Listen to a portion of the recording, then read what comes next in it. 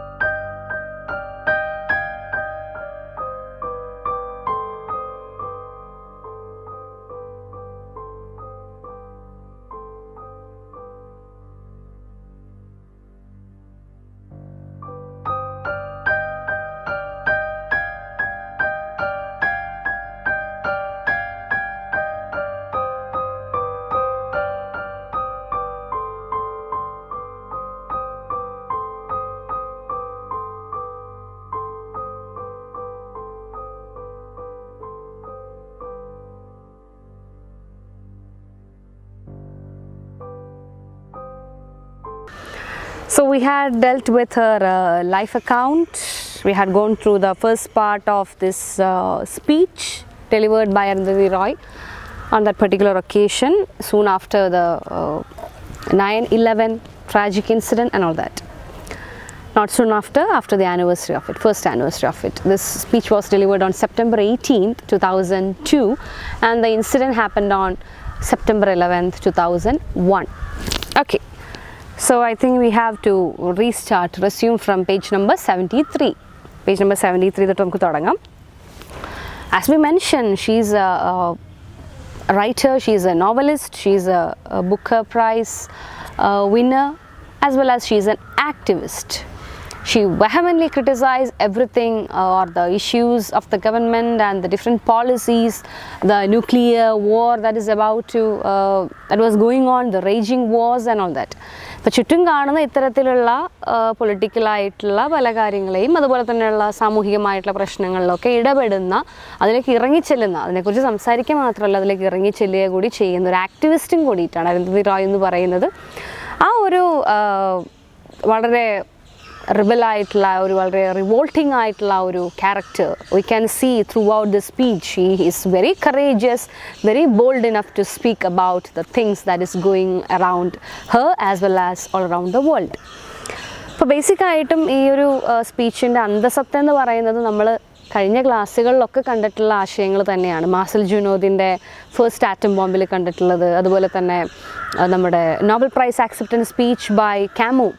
നമ്മളിവിടെയൊക്കെ കാണുന്നത് it is peacemakers or it is what peace that we need, not war എന്ന് പറയുന്ന വളരെ പോയിൻ്റായിട്ടുള്ള, വളരെ ഔട്ട്ഡേറ്റഡ് ആയിട്ടുള്ള, എന്നാൽ അതേസമയം തന്നെ ചിന്തിക്കേണ്ടിയിരിക്കുന്ന, ഭയക്കേണ്ടിയിരിക്കുന്ന പല ഒരു കാലഘട്ടത്തിൽ നമ്മൾ ജീവിച്ചുകൊണ്ടിരിക്കുന്നത്.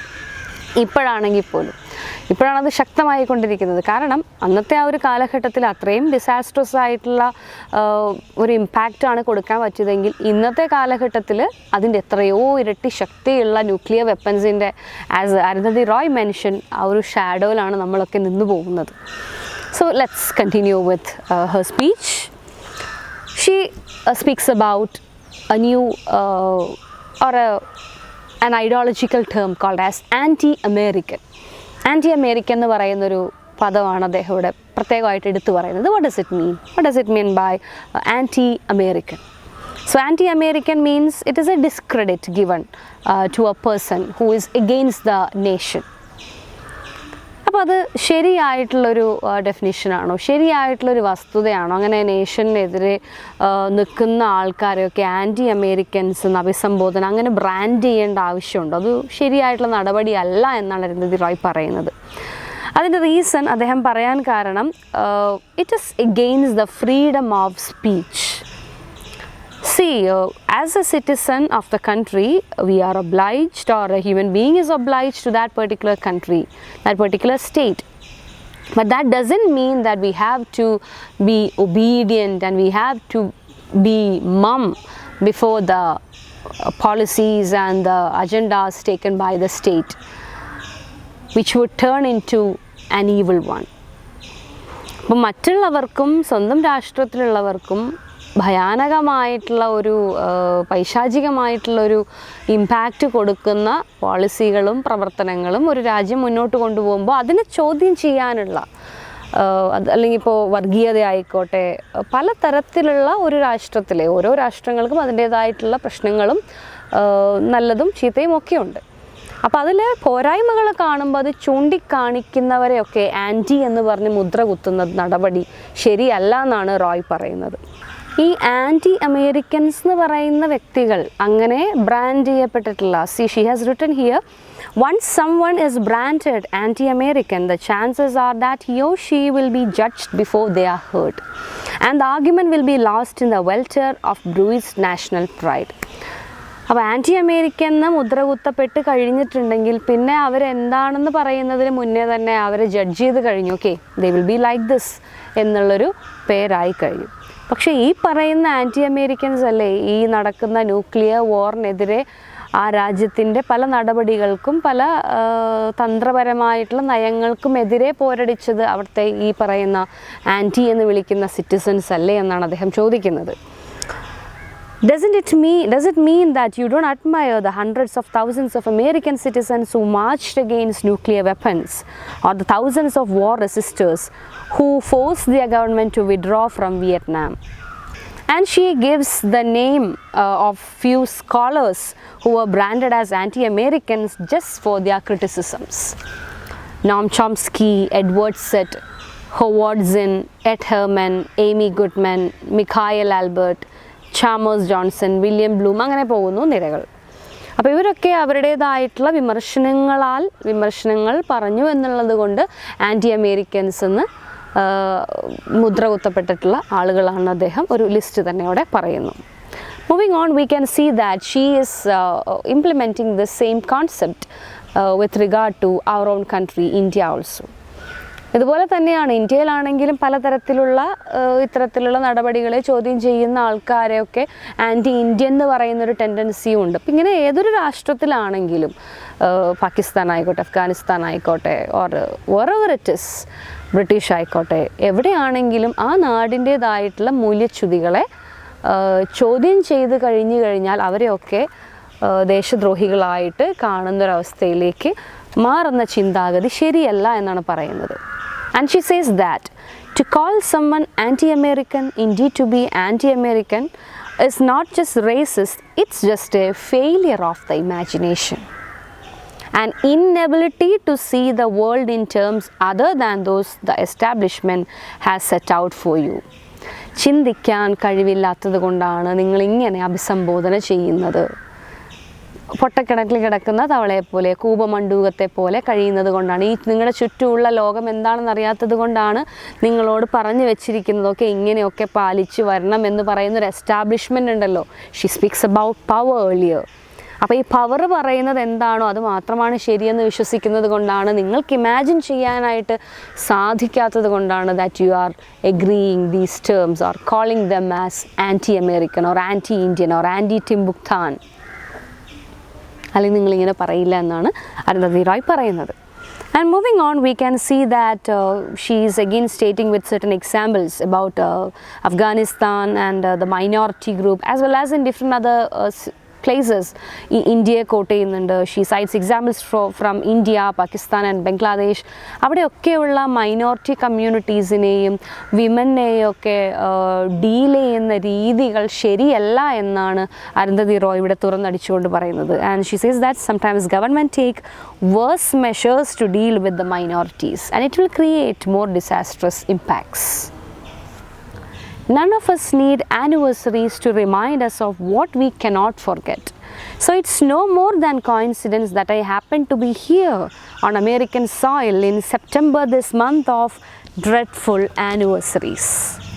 So she gives an elaborate description about September 11 or 9/11, the date which has become an iconic one because of that particular tragic incident that happened in the history, the black day in the history of America.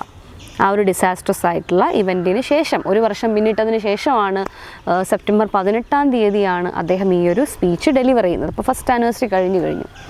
And she says that മറക്കാൻ കഴിയാത്ത ഒന്നിനെ ഓർമ്മപ്പെടുത്തേണ്ട ആവശ്യം ഇല്ല.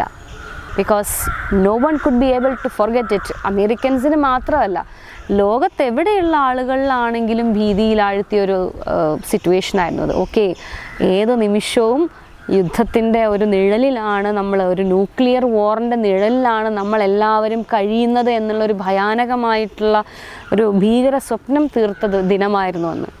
അപ്പോൾ അത് ഒരു കൂട്ടറിൽ മാത്രം, ഒരു രാജ്യത്ത് മാത്രമല്ല, ലോകത്തെമ്പാടുമുള്ള ആളുകളിൽ ആ ഒരു ഭീതി അത് ക്രിയേറ്റ് ചെയ്തിട്ടുണ്ട്. The terrorist attack or war. And she describes more about that particular day. Uppermost on everybody's mind, of course, particularly here in America, is the horror of what has come to be known as 9/11. Nearly 3,000 civilians lost their lives in that lethal terrorist strike. The grief is still deep, the rage still sharp, the tears have not dried. And a strange, deadly war is raging around the world. Yet each person who has lost a loved one surely knows secretly, deeply that no war, no act of revenge, no daisy cutters. Daisy cutter is a powerful aerial bomb. Ammonium നൈട്രേറ്റും aluminium പൗഡറും കൂടെ mix ചെയ്തിട്ടിടുന്ന വളരെ powerful ആയിട്ടുള്ളൊരു aerial ബോംബാണ് daisy cutter എന്ന് പറയുന്നത്. Dropped on someone else loved ones or someone else children with blunt the edges of their pain or bring their own loved ones back. അപ്പോൾ കണ്ണിന് കണ്ണ്, പല്ലിന് പല്ലെന്നുള്ള നയം ശരിയല്ല എന്ന് പറയുന്നൊരു ആശയമാണ് ഇവിടെ അദ്ദേഹം ഊന്നി പറയുന്നത്. അങ്ങനെ ചെയ്യുന്നത് കൊണ്ട് നമ്മുടെ നഷ്ടപ്പെട്ടു പോയ loved ones will they come back? Of course no. See, I think I am repeating the same essay by Perles book. The world needs peacemakers, not warmongers.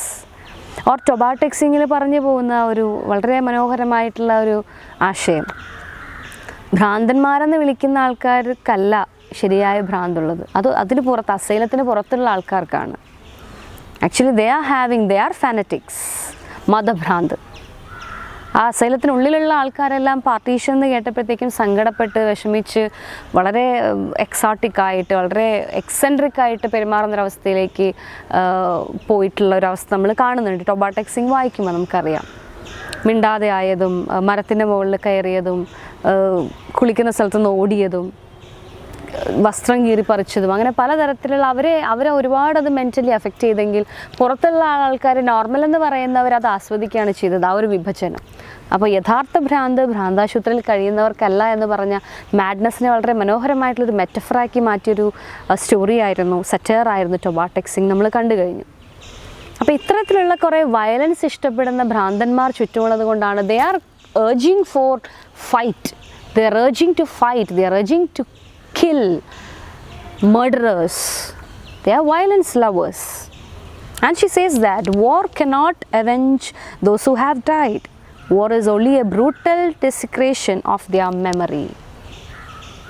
സിനിമയിലൊക്കെ കാണുമ്പോൾ നമുക്കത് ആസ്വദിക്കാനായിട്ട് സാധിക്കും. Because film sometimes shows some kind of fantasy or imagination. There we will love that. But even in films it will gives a sort of metaphor. ചിലപ്പോൾ നന്മയും തിന്മയും തമ്മിലുള്ള ഒരു യുദ്ധമായിരിക്കാം, ചിലപ്പോൾ മനോഹരമായിട്ടുള്ള ചില ആവിഷ്കാരങ്ങളായിരിക്കും, അവെഞ്ചേഴ്സൊക്കെ പോലെ. അവിടെ നമുക്കത് കണ്ട് ആസ്വദിക്കാനായിട്ട് സാധിക്കും. ഒരുപാട് ആൾക്കാർ രണ്ട് ടീമായി നിൽക്കുന്നു, ഒരുപാട് ആൾക്കാർ കൊല്ലുന്നു, ടെക്നോളജി യൂസ് ചെയ്യുന്നു, or star wars, what ever it is, aliens ആയിക്കോട്ടെ ആരായിക്കോട്ടെ, രണ്ട് ടീമുകൾ എപ്പോഴും ഉണ്ടാവുന്നു, അവർ തമ്മിൽ ഫൈറ്റ് ചെയ്യുന്നു, നന്മ ജയിക്കുന്നു, അല്ലെങ്കിൽ കമ്പാരിറ്റീവ്ലി സ്ട്രോങ്ങർ ആയിട്ടുള്ളൊരു ഫോഴ്സ് ജയിക്കണം നമ്മൾ ആഗ്രഹിക്കുന്നൊരു ടീം അവിടെ വിൻ ചെയ്ത് വരുന്നു, ഒരുപാട് പേര് അതിൽ നഷ്ടപ്പെട്ടു പോകുന്നു. That's cool, fine, it's part of film. But in real life situation or in war situations like this, it's not at all a thing that is accepted or allowed. അത് വളരെ ഭയാനകമായ ഭീതി ജനിപ്പിക്കുന്ന ഹിരോഷിമയിലൊക്കെ നമ്മൾ കണ്ടു കഴിഞ്ഞല്ലോ അല്ലേ. And she is citing examples from that two, Hiroshima and Nagasaki. Okay. And ഇതിനെയൊക്കെ കുറച്ചും കൂടെ ഫ്യൂവൽ ചെയ്യുന്ന തരത്തിൽ അടുത്ത വാർ വന്നു കഴിഞ്ഞു. 2003 ഒക്കെ ആയപ്പോഴത്തേക്കും ഇറാഖ് വാർ, പിന്നെ 2011 വരെ നീണ്ടു നിൽക്കുന്ന ഇറാഖ് വാർ കാണാനായിട്ട് സാധിക്കും, അമേരിക്ക അഗെയിൻസ്റ്റ് ഇറാഖ്. പത്രത്തിലുള്ള that she is mentioning in this next paragraph, to fuel yet another war, this time against Iraq, but cynically manipulating people's grief by packaging it for TV specials sponsored by corporations selling detergent and running shoes is to cheapen and devalue grief, to drain it of meaning. So ഇവിടെയൊക്കെ എന്താ ചെയ്തുകൊണ്ടിരിക്കുന്നത് അവർ? The pillaging of even the most private human feelings for political purpose. പിന്നെ അതിനെയൊക്കെ T വിയിലൂടെ ആളുകളിലേക്ക് എത്തിക്കുന്നു, അതിൽ T വിയിലൂടെ ഒരുപാട് മാനിപ്പുലേഷൻ നടത്തുന്നു. പത്തരത്തിലുള്ള പല കാര്യങ്ങളും യുദ്ധത്തിൻ്റെ പേരിലൊക്കെ ഇങ്ങനെ നടന്നുകൊണ്ടിരിക്കുന്നു. അപ്പോൾ അതിൻ്റെ പേരിൽ വീണ്ടും അടുത്ത യുദ്ധം, ഇതിങ്ങനെ ഒരു ചെയിൻ റിയാക്ഷൻ പോലെ ഇങ്ങനെ പോയിക്കൊണ്ടിരിക്കുകയാണ്. ആരും ഒന്നും ബാക്കി വയ്ക്കുന്ന എല്ലാവരും വീട്ടിൽ തീർക്കുന്നൊരവസ്ഥയിലേക്ക്. But what is the end result of it? Loss. It's not a clever enough subject to speak of from a public platform. As we mentioned, she is very bold enough to criticize the things that is happening around. And she says that it's not clever enough subject to speak of from a public platform. But what I would really love to talk to you about is loss. നഷ്ടങ്ങൾ, അനാഥമായി പോകുന്ന ഒത്തിരി ജീവിതങ്ങളും ഒത്തിരി ആളുകളും ഉണ്ട്. Loss and losing, grief, failure, brokenness, numbness, uncertainty, fear, the death of feeling, the death of dreaming, the absolute relentless, endless, habitual unfairness of the world. What does loss mean to individuals? What does it mean to the whole cultures, whole people who have learned to live with it as a constant companion? നമ്മൾ Albert ക്യാമുവിൻ്റെ ചാപ്റ്ററിൽ കണ്ടിരുന്നു ആ ഒരു 20 years period, first world war, inter war periods, concentration camps, torturing, cold wars and everything, then come second world war. അപ്പോൾ ആ ഒരു കാലഘട്ടത്തിൽ ജീവിച്ചിട്ടുള്ള ഒരു ആളെന്ന് പറയുമ്പോൾ മാനുഷികമായിട്ടുള്ള വികാരങ്ങളും അവരുടേതായിട്ടുള്ള മനുഷ്യൻ്റേതായിട്ടുള്ള മൂല്യങ്ങളും ഒക്കെ നശിച്ച് അതിനെയൊക്കെ വ്രണപ്പെടുന്ന രീതിയിൽ, മുരടിച്ചു പോകുന്ന രീതിയിലേക്കായിട്ട് മനസ്സ് മാറിയിട്ടുണ്ടായിരിക്കാം. ചുറ്റും കാണുന്ന കാഴ്ചകൾ മനസ്സിനെ ഫ്രാഗ്മെൻ്റ് ചെയ്തിട്ടുണ്ടായിരിക്കാം. അപ്പം അത്തരത്തിലുള്ള ഒരു അവസ്ഥാവിശേഷത്തിലേക്ക് എന്തുകൊണ്ടാണ് ഈ രാഷ്ട്രങ്ങളും രാഷ്ട്രത്തലവന്മാരും ഒക്കെ പോകുന്നതെന്നാണ് അരുന്ധതി റോയ് ചോദിക്കുന്നത്. Since it is September 11th, we are talking about perhaps it's in the fitness of things that we remember what that date means not only to those who lost their loved ones in America last year, but to those in other parts of the world to whom that date has long held significance. ഈ ലോകത്ത് നഷ്ടങ്ങൾ സഹിക്കാത്തവരായിട്ട് ആരുമില്ല. എല്ലാ ആളുകൾക്കും, എല്ലാ രാഷ്ട്രങ്ങൾക്കാണെങ്കിലും അതിൻ്റേതായ രീതിയിൽ ഒരുപാട് നഷ്ടങ്ങൾ സംഭവിച്ചിട്ടുണ്ട്. September 11, as we mention, September 11 എന്ന് പറയുന്നത് അമേരിക്കൻസിന് മാത്രമല്ല, ലോകമെമ്പാടുമുള്ള ആളുകൾക്ക് വേദനാജനകമായൊരു ദിനമായിട്ട്, കറുത്ത ദിനമായിട്ട് മാറുന്നു. And moving on to the next part, we can see that Arundathi Roy is criticizing the policies and the move made by America. The very powerful, deadly, evil move made by America on different nations. She cites examples from Chile. ഇപ്പോൾ ചിലിയെക്കുറിച്ച് പറയണത് എന്താണെന്ന് വെച്ചിട്ടുണ്ടെങ്കിൽ 11th September, again it speaks about September. That's why maybe because of that she has given the title as Come September. September എന്ന് പറയുന്ന ഒരു മാസത്തിൽ, വളരെ മനോഹരമായിട്ടുള്ള ഒരു മന്തിൽ നടന്നിട്ടുള്ള ഒരുപാട് ഇത്തരത്തിലുള്ള ഡ്രെഡ്ഫുൾ ആയിട്ടുള്ള ഇൻസിഡൻസിനെയൊക്കെ റീകോൾ ചെയ്യുകയാണ് അദ്ദേഹം ഈ ഒരു സ്പീച്ചിലൂടെ. So she speaks about 1973 ഒരു സെപ്റ്റംബർ 11th കുറിച്ച് അദ്ദേഹം പറയുകയാണ്. 29 years ago in Chile, on 11th of September 1973, General Pinochet overthrew the democratically elected government of the Salvador Allende in a CIA-backed coup. So ചിലിയിൽ അവിടെയുള്ള ആ ഒരു പ്രസിഡന്റ് അലൻ്റെ, അദ്ദേഹത്തിൻ്റെ മരണത്തിന് ശേഷം അവിടെ വന്നിട്ടുള്ള ആ ഒരു പട്ടാള അധിനിവേശം, അതിൻ്റെ കുറേ ഭാഗമായിട്ടുള്ള ടെററും കൂട്ടക്കുരുതികളെയും കുറിച്ചിട്ടൊക്കെയാണ് ഈ ഒരു ഭാഗത്ത് അദ്ദേഹം പ്രതിപാദിക്കുന്നത്, റോയ് പറയുന്നത്. In the United States, as you know, we are sympathetic to what you are trying to do. He said, we wish your government well എന്ന് പറയുന്ന ഹെൻറി കിസിംഗർ എന്ന് പറയുന്ന ആ ഒരു നോബൽ പീസ് ലൊറേറ്റിൻ്റെ ഒരു വളരെ മനോഹരമായിട്ടുള്ള കോട്ടും അവിടെ അദ്ദേഹം കാണിച്ചിട്ടുണ്ട്. സോ പല കാര്യങ്ങളുടെ പേരിൽ പല പല രാഷ്ട്രങ്ങളിലും തങ്ങളുടേതായിട്ടുള്ള അധിനിവേശങ്ങൾ, തങ്ങളുടേതായിട്ടുള്ള ഇൻ്റർഫിയറൻസ് കൊണ്ടുവന്ന് അവിടെ മെല്ലെ തങ്ങളുടെ സാമ്രാജ്യം ഉറപ്പിച്ച് അവിടെ കുളമാക്കുക, അല്ലെങ്കിൽ പ്രശ്നങ്ങൾ സൃഷ്ടിക്കുക, അവരെ തമ്മിൽ യുദ്ധത്തിൽ ഏർപ്പെടുത്തുക, എന്നിട്ട് അതിന്ന് ബെനിഫിറ്റ് ചെയ്യുക എന്നുള്ളൊരു അജണ്ട, ഒരു സ്ട്രാറ്റജി ആയിരുന്നു അമേരിക്ക സ്വീകരിച്ചിട്ടുള്ളതെന്ന് തുറന്നടിച്ചുകൊണ്ട് തന്നെയാണ് റോയ് ഇവിടെ പറയുന്നത്. Those who have only known lived in a democracy, however flawed, would find it hard to imagine what living in a dictatorship and enduring the absolute loss of freedom means. അപ്പോൾ വളരെ രസകരമായിട്ട്, വളരെ സുഖകരമായിട്ട് ഒരു democratic വേൾഡിൽ നിന്ന് പോകുന്ന ആളുകൾക്ക് ഒരിക്കലും മനസ്സിലാകില്ല ഒരു ഡിക്റ്റേറ്റർഷിപ്പ് വന്ന് റീബിൽഡ് ചെയ്യുമ്പോൾ അത് നഷ്ടപ്പെടുത്തുന്ന സ്വാതന്ത്ര്യം എന്താണെന്നുള്ളത്.